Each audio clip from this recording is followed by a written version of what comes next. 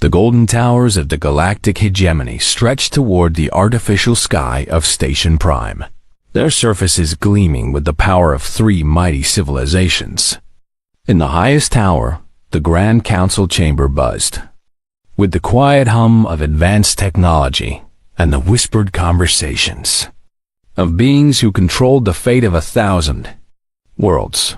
Admiral Kethzer of the Zephyrian Empire floated gracefully above his crystalline seat, his translucent blue skin shimmering as his large, dark eyes scanned the minds of those around him.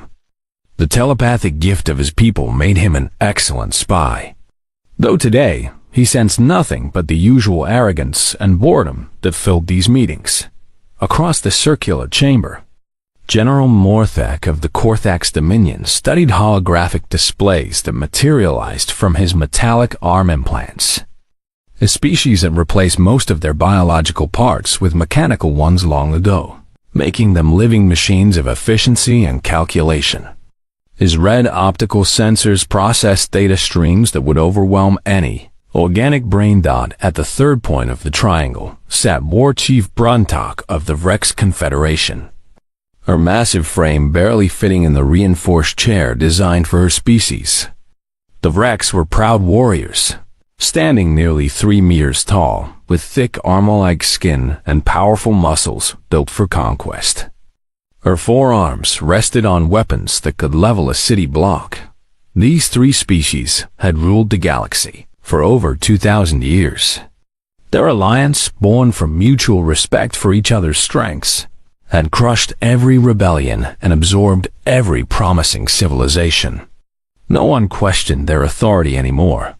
The quarterly reports show excellent tribute collection, General Morthek announced, his voice a mechanical drone. All subject species are performing within acceptable parameters. Admiral Kethzer's mental probe touched the edges of the other council members' thoughts. Satisfaction, pride, the comfortable certainty that came from absolute power. But something else caught his attention, a small disturbance in the data streams. "There is one anomaly," he said, his voice carrying the musical quality of his species. "A developing civilization in the Outer Rim. They call themselves humans." War Chief Bruntok's laugh was like the roar of an earthquake. "Another upstart species that thinks they can challenge us. How many ships do they have? 100? 200? General Morthek's optical sensors flickered as he accessed the intelligence files.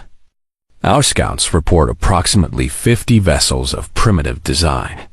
They appear to be exploring their local star cluster and establishing small colonies. Nothing that poses any threat to hegemony interests.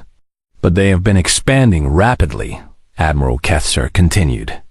"In just 50 of their years, they have gone from a single world to controlling 12 star systems.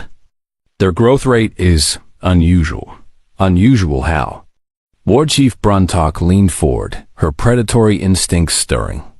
"The Vrex respected strength, even potential strength.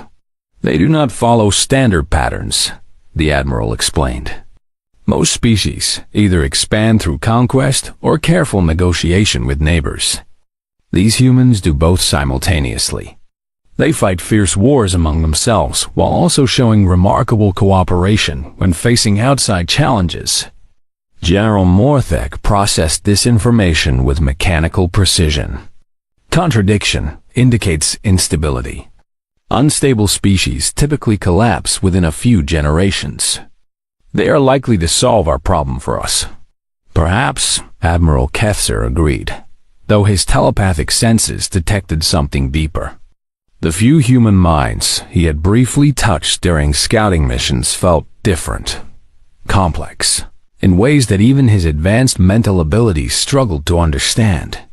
However, they have also demonstrated some concerning capabilities, such as War Chief Bruntok's voice carried the edge of a challenge.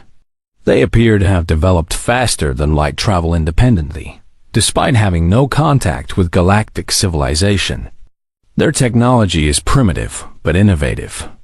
Most disturbing, They seem to learn and adapt at an extraordinary rate. The war chief stood, her massive frame casting a shadow across the chamber. Then we crush them now, before they become a real problem. Give me a fleet and I will end this human expansion permanently. That may be premature, General Morthic cautioned. Standard protocol suggests we observe them for another century to determine their long-term viability as either allies or threats. Admiral Kethser felt a ripple of disagreement flow through the mental space around him. I fear waiting may be a mistake. Something about these humans feels significant. Significant how? War Chief Bruntalk demanded. Are they telepathic like the Zephyrians? Do they have advanced technology like the Korthax? Are they mighty warriors like the Vrex? No, the Admiral admitted. They appear to be none of these things individually. But together, they are still a primitive species with 50 ships, the War Chief declared. I volunteered to lead a punishment fleet. We will demand their surrender and tribute. When they refuse, we will demonstrate the price of defying the hegemony. It will serve as a lesson to other developing civilizations. General Morthek calculated the efficiency of this approach. A small force should suffice. 200 ships would provide overwhelming superiority while minimizing resource expenditure. The humans will have no choice but to submit or face destruction. Very well, Admiral Kethser conceded, though his unease remained. War Chief Bruntalk, you will take 200 vessels to human space. Demand their immediate surrender and integration into the hegemony as a client species. If they refuse, you are authorized to use whatever force necessary to ensure compliance. War Chief Bruntalk's tusks gleamed as she smiled. Finally, some action. These humans will learn what happens when primitives challenge their betters. I will leave within the rotation. As the council meeting ended and the three leaders departed for their respective domains, Admiral Kethser lingered in the chamber. He reached out with his telepathic abilities, searching across the vast distances of space for any trace of human thoughts. What he found disturbed him more than he cared to admit. The human minds he touched were not afraid. They were not preparing for surrender or desperately seeking allies. Instead, they seemed to be waiting, planning, as if they had always known this day would come and had been preparing for it, in ways the galactic hegemony could not imagine.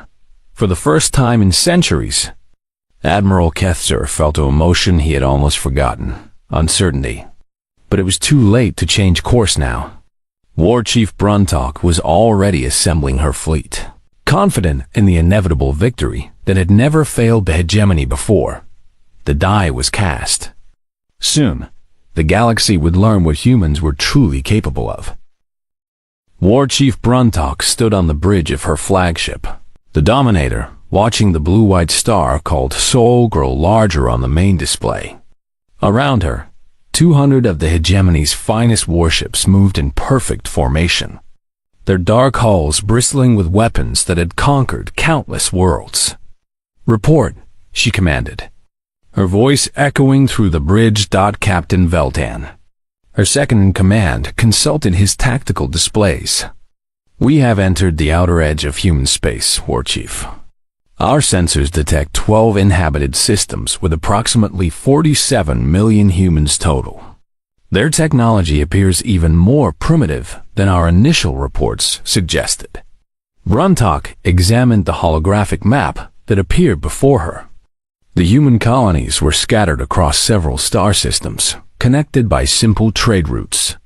Most appeared to be mining operations, agricultural settlements, or small research stations. Nothing that looked like a serious military threat. What about their fleet? She asked. 63 vessels total, Captain Velton reported. Most are civilian cargo ships or small patrol craft. We have identified perhaps a dozen ships that might qualify as military vessels, but they are tiny compared to our standards. The largest human warship is smaller than our escort frigates, War Chief Bruntok felt a familiar disappointment. She had hoped for at least some challenge, some worthy opponent to test her skills against. Instead, she found herself facing what appeared to be a collection of farmers and miners playing at being spacefaring. "Any response to our presence?" she inquired. "Yes, War Chief. We are receiving communications on multiple frequencies. They appear to be greeting messages." "Greeting messages?" Captain Velton looked puzzled. "They are welcoming us to their space and asking if we need assistance or directions. Some are inviting us to visit their colonies for trade and cultural exchange." Several of the bridge crew laughed at this. The idea that a primitive species would welcome a hegemony warfleet was absurd beyond belief.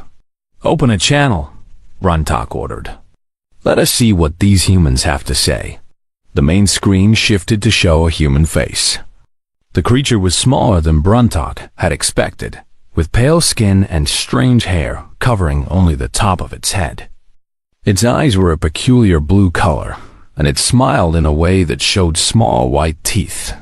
"Greetings, visitors," the human said in accented but understandable galactic standard.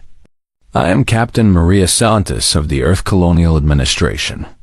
We welcome you to our space. How can we help you today?" War Chief Bruntok stood to her full height, letting her massive frame and 4 powerful arms make an impression. "I am War Chief Bruntok of the Vrex Confederation, speaking for the galactic hegemony. You will surrender immediately and submit to our authority." The human smile faltered slightly, but she maintained her calm demeanor. "I'm sorry, War Chief, but I'm not authorized to make decisions about surrender. Could we perhaps arrange a meeting with your diplomatic representatives and our colonial council? I'm sure we can work something out." "There will be no negotiation," Bruntok declared. "You are a primitive species occupying space that belongs to the hegemony. You will submit or face the consequences." Captain Santos looked genuinely confused. "I'm sorry, but we weren't aware that this space belonged to anyone else. Our astronomical surveys showed no signs of previous claims or inhabitation. Could you provide us with documentation of your territorial rights?" The War Chief's patience evaporated. "We do not provide documentation to primitives. We are the galactic hegemony. We rule because we have the power to rule. You will surrender now, or we will demonstrate that power." The human woman's expression grew serious. "War Chief, we don't want any trouble, but we can't simply abandon our homes and families. Could we perhaps discuss some kind of arrangement? Maybe tribute payments or trading agreements?" "The time for discussion is over," Bruntok snarled. "You have 1 hour to begin evacuating your colonies. After that, we will demonstrate what happens to those who defy the hegemony." She cut the connection and turned to her tactical officer. "Prepare the fleet for bombardment operations. We will start with their largest colony and work our way down. Make sure the other colonies can observe what happens." "War Chief," Captain Velton said carefully, "perhaps we should allow them more time to consider. They seem willing to negotiate." Bruntok fixed him with a stare that could melt steel. They had their chance to surrender immediately. Now they will learn the price of resistance.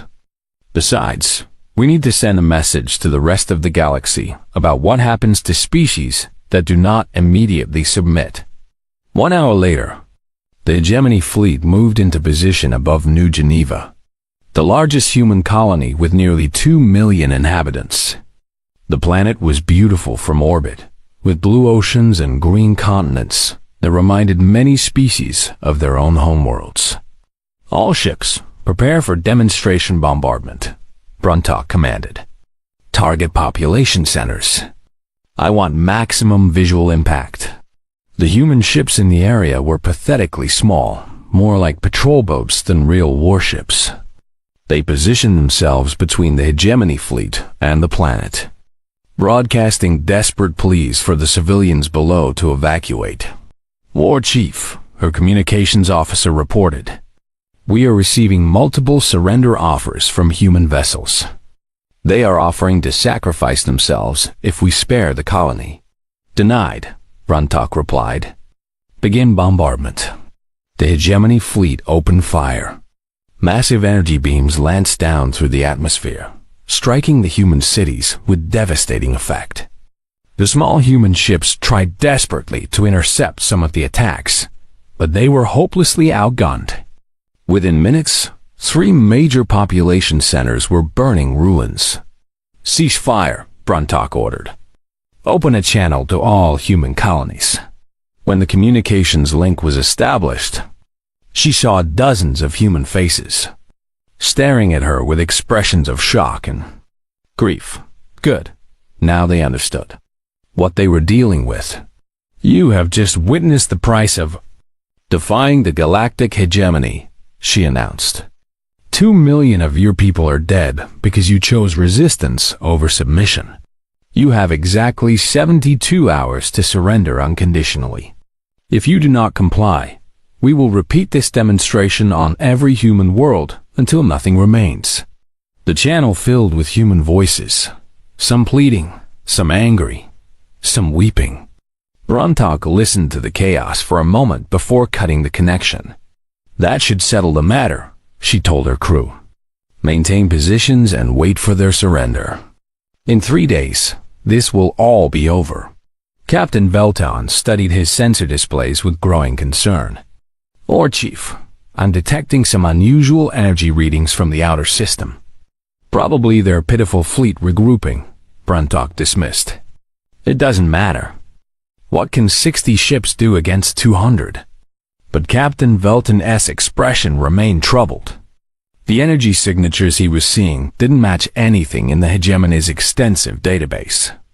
They were too big, too powerful, and they were appearing in locations where no human ships had been detected before.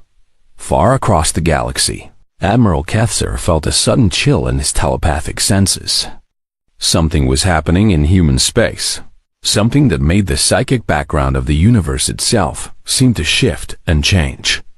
For the first time in his long life, he wondered if the galactic hegemony had made a terrible mistake. The countdown had begun. In exactly 72 hours, the galaxy would change forever. War Chief Bruntok had been counting down the hours with satisfaction. 67 hours had passed since the demonstration at New Geneva, and the humans had been completely silent. No surrender messages, no desperate pleas, no last-minute negotiations. Even their small patrol ships had withdrawn to positions far from the hegemony fleet. They are finally accepting reality, she told Captain Velton as they reviewed the tactical displays. Sometimes it takes a show of overwhelming force to make primitives understand their place. But Captain Velton looked increasingly worried. War Chief, our long-range sensors are detecting more anomalous readings. The energy signatures are unlike anything in our database. Explain, Bruntok demanded. Large gravitational distortions are appearing throughout this star system and several neighboring ones. It's as if something massive is moving through space, but our sensors can't identify what it is. Bruntok studied the sensor data with growing irritation. Equipment malfunction. Run a full diagnostic on all sensor systems. Already completed, War Chief. All systems are functioning normally. The readings are real, but we cannot determine their source. Before Bruntok could respond, her communications officer interrupted urgently. War Chief, we have exactly 5 minutes remaining in the ultimatum. Excellent, she replied. Prepare all ships for bombardment operations. When the deadline passes, we will begin with the agricultural worlds and work our way through every human colony until they surrender or cease to exist. She activated the fleet-wide communication system. All ships, this is War Chief Bruntok. In 4 minutes, we will demonstrate to the galaxy what happens to species that refuse to acknowledge hegemony authority. Target designated colonies and prepare to fire on my command. 200 warships moved into attack formation, their weapons charging for what would be the systematic destruction of human civilization. On each bridge, hegemony officers prepared for another routine conquest. Another species that would join the long list of those who had learned to fear the three dominant powers. The countdown reached 0. All ships, commence bombardment. Bruntok commanded. That was when reality broke. Space itself seemed to split open as massive. Rifts appeared throughout the star system. But these were not the familiar tiers of conventional faster-than-light travel. These were something entirely new, geometries that hurt to look at directly, as if the universe was being folded and twisted in ways that violated basic physics taught from these impossible openings. Ships began to emerge. The first vessels that appeared were larger than anything in the hegemony database. Each one was the size of a space station, bristling with weapons and covered in armor that seemed to absorb light itself. But these giants were just the beginning. More rifts opened, and more ships poured through. Vessels shaped like enormous daggers, others that looked like flying cities, some that appeared to be artificial asteroids converted into mobile fortresses. The human fleet kept coming, wave after wave, until the space around the hegemony forces was filled with thousands of enemy vessels. Report. Bruntok shouted over the alarms that were now screaming throughout her ship. Captain. Velton's voice shook as he tried to process the sensor data. War Chief, I count. One count over 8,000 human vessels. And they're still coming through. That's impossible. Our intelligence said they had 60 ships total. The readings are confirmed, War Chief. 8,000 and climbing. Wait. More rifts are opening near the other human colonies. I'm detecting similar fleets appearing in 12 different star systems simultaneously. Bruntok felt something she had never experienced before.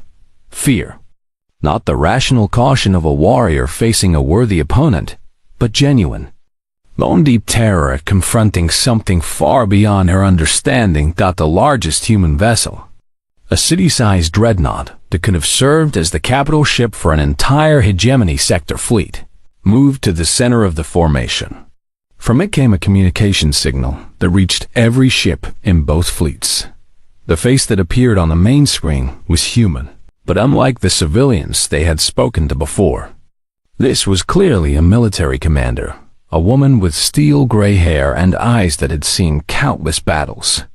She wore a uniform that was both elegant and practical, with insignia that spoke of high rank and great authority. I am Admiral Sarah Chun of the Terran Defense Force, she said, her voice carrying absolute confidence. War Chief Bruntok, you have exactly 60 seconds to surrender your fleet unconditionally. Bruntok found her voice through her shock. You cannot threaten the galactic hegemony. We are the supreme power in this galaxy.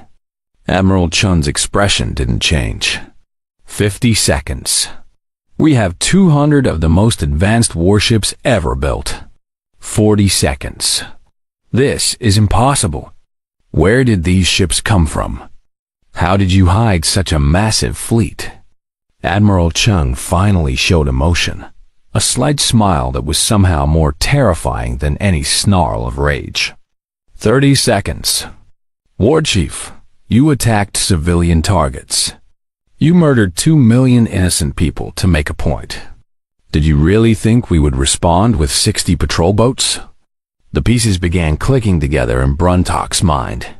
The energy readings they had been detecting, the seemingly primitive technology, the humans' calm acceptance of the ultimatum. You were already preparing. 20 seconds. For 3 years, we've been tracking your scout ships and listening to your communications. We knew this day would come. We've been ready. Captain Veltan's sensors were going crazy as more details became clear. War Chief, their technology, it's not primitive at all. Their ships are using power sources we can't identify, weapon systems unlike anything in our database, and defensive fields that our sensors can barely detect. 10 seconds, Admiral Chun continued. Surrender now, and your crews will be treated according to the laws of war. Continue this fight, and you will discover why the Terran Defense Force exists. Bruntok looked at her tactical displays. 8,000 human ships surrounded her fleet of 200. Each enemy vessel was larger and more heavily armed than her own ships. Worse, their formation and positioning showed a level of tactical coordination that suggested either impossible artificial intelligence or a degree of military cooperation her species had never achieved. 5 seconds. For the first time in her life, War Chief Bruntok of the Vrex Confederation faced a situation where victory was not just unlikely, but literally impossible. Time, Admiral Chun announced. War Chief, what is your decision? The silence stretched across space as every being on both sides waited for the answer that would determine whether this would be a surrender or a massacre. Behind Admiral Chun's ship, thousands of human vessels powered their weapons and prepared for battle. In the depths of space, gravitational sensors detected more energy signatures approaching. The main human fleet was still arriving. War Chief Bruntok stared at Admiral Chun's face on her screen, her mind racing through calculations that all led to the same impossible conclusion. 8,000 human ships surrounded her fleet. More were still arriving through those strange space rifts. Even if every shot from her 200 vessels found its target, she would barely scratch their formation. She began, then stopped. The Vrex had never surrendered. Not once in their entire recorded history. War Chief, Captain Velton whispered urgently, new contacts. The humans have more fleets arriving near every hegemony outpost in this sector. Admiral Chun seemed to hear this somehow, despite the communication being internal. War Chief, you're running out of time. My orders are very specific about what happens if you refuse to surrender. Bruntok's pride finally overcame her tactical sense. The Vrex do not surrender to primitives. All ships, attack formation. Show these humans what real warriors can do. She cut the communication link and turned to her weapons officer. Fire everything. Bring down their command ship. 200 hegemony warships opened fire simultaneously. Energy beams that could crack planets, missiles that could destroy space stations, and kinetic rounds that moved at significant fractions of light speed all streaked toward the human fleet. What happened next defied every principle of warfare that the hegemony understood. The human ships didn't dodge. They didn't activate shield systems. Instead, something far stranger occurred. The incoming weapons simply changed. Energy beams that should have melted through armor instead painted beautiful patterns of light across the human vessel's hulls. The light patterns were intricate and artistic, like someone had decided to redecorate their ships in the middle of a battle. Missiles that should have exploded with planet cracking force instead burst into cascades of harmless sparkles that drifted through space like cosmic snow. The sight was so beautiful that several hegemony crew members forgot they were supposed to be fighting. The kinetic rounds were perhaps the most impossible transformation of all. Instead of slamming into human ships with devastating impact, they slowed down, changed direction, and began orbiting the human vessels like tiny moons, creating miniature solar systems throughout the fleet formation. What just happened? Captain Velton stammered. Their defensive systems redirected our attacks, the weapons officer reported, his voice filled with disbelief. But War Chief, they didn't just stop our weapons. They turned them into art, Bruntok finished quietly. They turned our weapons into art. Admiral Chun's voice came through the communication system again, calm and professional. War Chief, that was your warning shot. Our defensive systems automatically convert incoming fire into non-lethal displays. We call it the Harmony Protocol. It's designed to end conflicts without loss of life. On the tactical display, Bruntok watched as her most powerful weapons continued to be transformed into beautiful light shows around the human ships. It was humiliating, but also terrifying. What kind of technology could casually redirect planet-killing weapons into harmless art? Impossible, she muttered. No defensive system is that advanced. War Chief, her sensor officer called out. I'm reading massive energy buildups throughout the human fleet. They're preparing to return fire. Admiral Chun's image reappeared on the main screen. You've had your chance to test our defenses. Now let us show you our offensive capabilities. The human ships began to glow. Not the harsh, aggressive red of hegemony weapons, but a soft blue light that seemed almost peaceful. When they fired, it wasn't with the violent explosions and searing energy beams that marked traditional space combat. Instead, streams of that same blue light reached out and touched each hegemony vessel. When the light made contact, the ship simply stopped working. Not destroyed, not damaged, just stopped. Engineering report. Bruntok commanded. All systems are shutting down, came the panicked reply. Engines offline, weapons offline, life support switching to emergency backup. But War Chief, there's no damage. It's like something is just telling our ship to go to sleep. Throughout the hegemony fleet, the same thing was happening. 200 of the most advanced warships in galactic history were being systematically disabled without a single explosion or hull breach. Crews reported that their ships were intact but unresponsive, as if the vessels themselves had decided to stop fighting. This is impossible, Bruntok said for the third time. Weapons that disable without destroying. Defenses that turn attacks into art? What are these humans? Admiral Chun's voice answered her, and somehow Bruntok realized the human had been listening to everything said on her bridge. We are what you made us, War Chief. You gave us 3 years to prepare for this moment. 3 years to study your technology, understand your tactics, and develop responses. But your technology was primitive. Our scouts confirmed it. Your scouts saw what we wanted them to see. Every human vessel your people encountered was built specifically to give false readings. We've been using advanced technology for decades.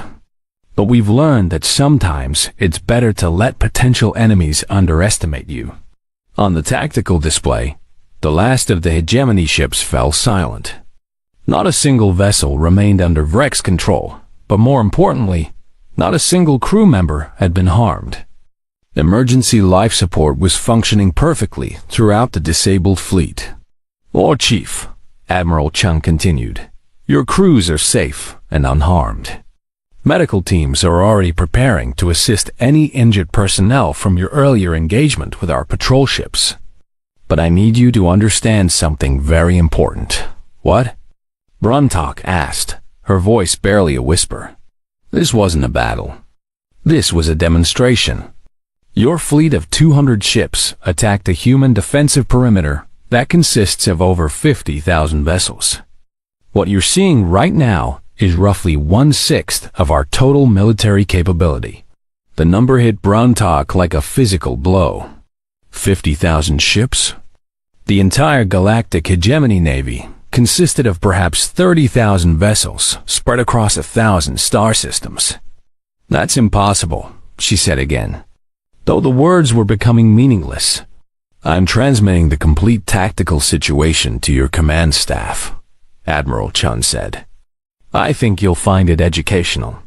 New displays appeared throughout the hegemony command ship, showing sensor readings from across the galaxy. Human fleets, all of them larger than the one currently surrounding Bruntok, had appeared near every major hegemony installation. The Zephyrian homeworld was surrounded by 200 human dreadnoughts. The Korthax industrial complexes were being observed by fleets that dwarfed the local defensive forces.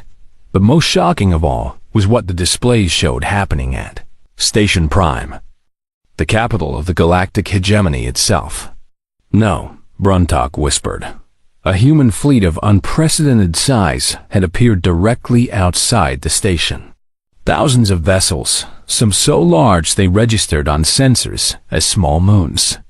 But they weren't attacking. They were just waiting. Admiral Kethsar and General Morthic are currently in discussions with my diplomatic corps, Admiral Chun explained. We're hoping to resolve this situation peacefully. But War Chief, I need you to understand what happens if we can't reach an agreement. More displays appeared, showing human installations that definitely hadn't existed a week ago. Massive space stations, industrial complexes, and what appeared to be entire artificial planets, all bearing human signatures.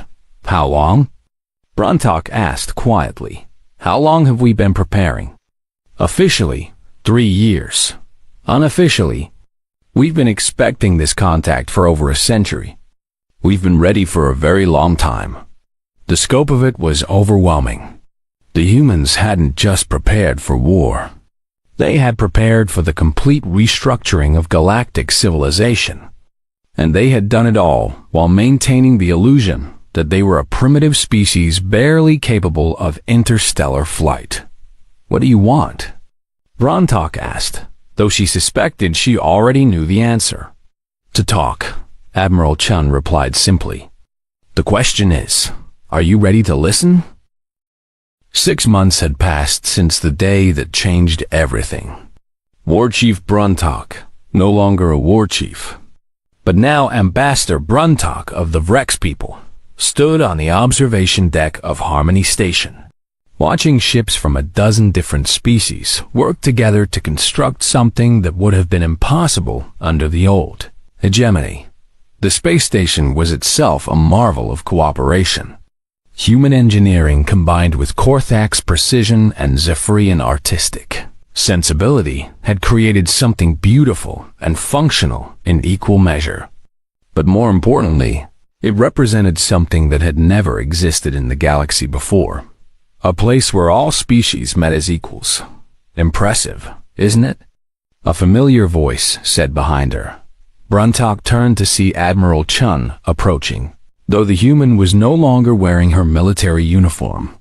As the first Director General of the Galactic Cooperative Council, she now wore simple civilian clothes that somehow made her seem more approachable while losing none of her natural authority. I still don't understand it, Bruntok admitted, gesturing toward the construction outside. You could have conquered us. Your fleet could have destroyed every hegemony world within days. Instead, you offered partnership. Admiral Chun joined her at the viewing port, watching as Vrex construction workers collaborated with human engineers to install new defensive systems that would protect trade ships from pirates. Conquest is easy, Ambassador. Building something better is hard. But why? The hegemony had oppressed hundreds of species for thousands of years. We deserved whatever punishment you chose to deliver. Did your construction workers deserve punishment? Did the families on Vrex colony worlds deserve to suffer because their leaders made bad decisions? Admiral Chun shook her head. We learned something important in our history, Ambassador. Vengeance feels good in the moment, but it doesn't build a better future. Bruntok thought about her own people. The Vrex had been warriors for so long that many had forgotten they could be anything else. But in the past 6 months, working alongside humans and other species, they had rediscovered talents they hadn't used in millennia. Architecture, art, engineering, skills that had been set aside in favor of military might. The other hegemony leaders didn't adapt as well as you did, Admiral Chun continued. General Morthic is still trying to understand why we gave his people advanced medical technology instead of destroying their military installations. And Admiral Kethsar? He's actually been the most helpful. Telepathic species make excellent diplomats when they're not using their abilities to spy on enemies. He's been instrumental in establishing communication protocols with species that were too afraid to contact the hegemony directly. Through the viewing port, they watched as a massive cargo ship arrived from the Andorian system. Once, the Andorians had been a client species forced to provide resources to the hegemony. Now, They were full members of the Cooperative Council, their advanced farming techniques feeding dozens of worlds that had struggled with agriculture. "I have to ask," Bruntok said quietly. "The numbers we saw during the demonstration, 50,000 ships, space stations the size of moons, industrial capacity that dwarfs anything we ever built. How long were you really preparing?" Admiral Chun was quiet for a long moment. "Can I trust you with the complete truth, Ambassador? I think we're past the point of keeping secrets. Humanity has been spacefaring for over 300 years. Not the 50 years your intelligence reports suggested, 300. We've been exploring, building, and preparing for eventual contact with galactic civilization since before the current hegemony was even formed." Bruntok felt her legs go weak. 300 years? We found evidence of the hegemony during our first deep space explorations.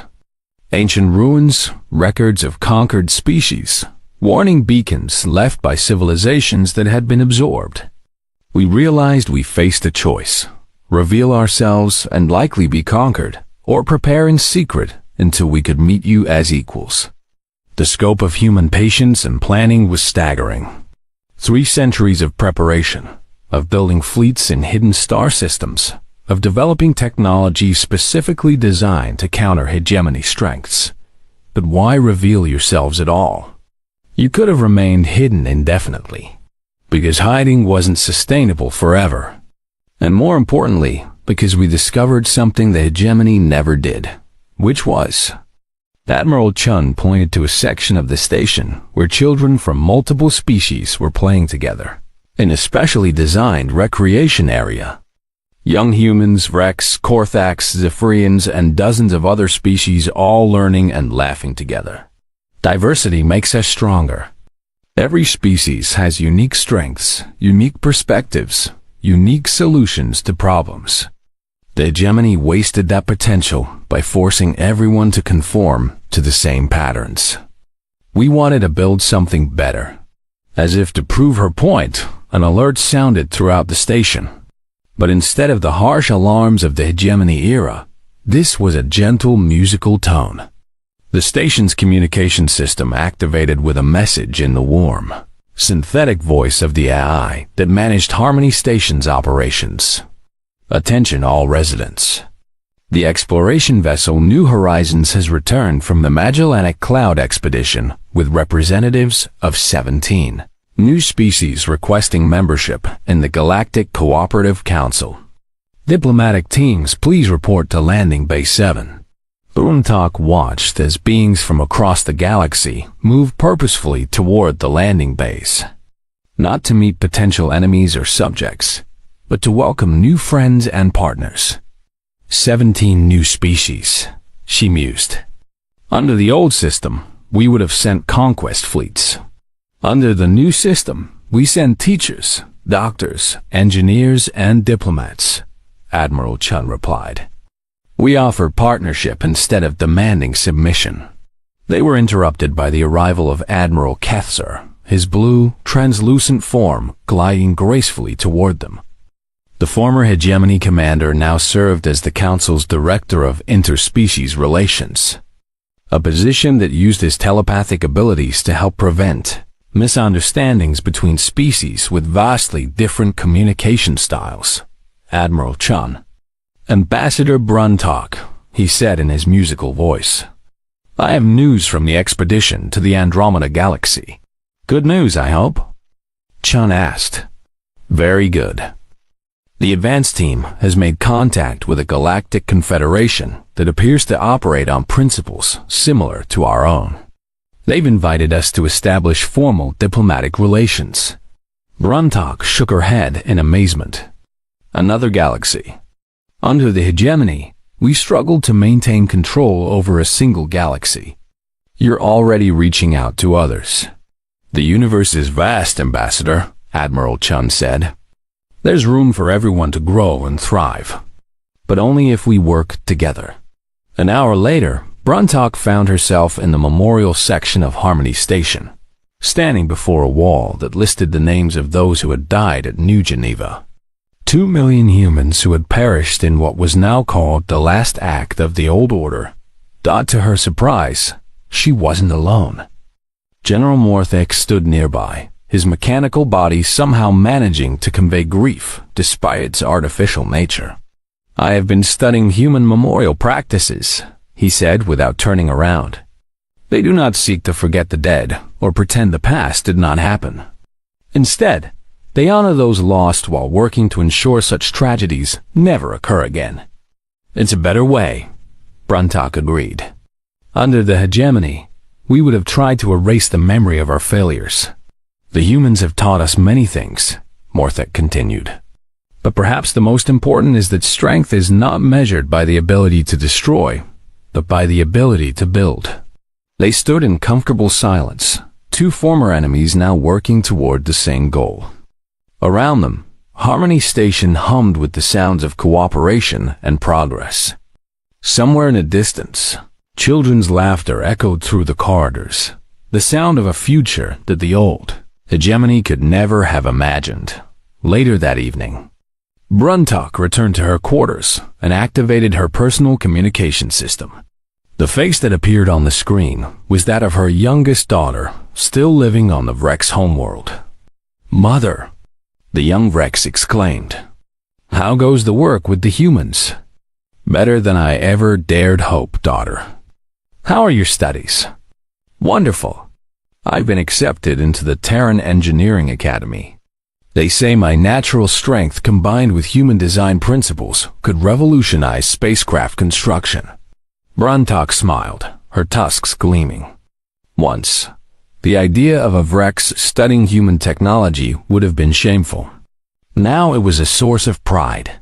"The humans have offered to exchange students with our military academies as well," her daughter continued. "They want to learn our combat techniques while teaching us their conflict resolution methods. And you're interested?" "Very much."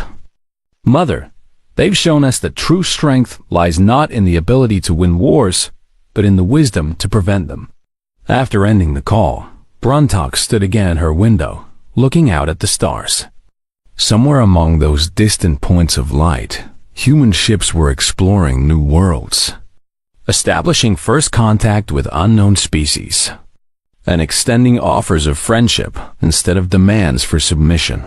The galactic hegemony had ruled through fear and power for thousands of years. It had taken humanity exactly 6 months to prove there was a better way. Tomorrow, she would attend another council session where former enemies would work together to solve problems that had plagued the galaxy.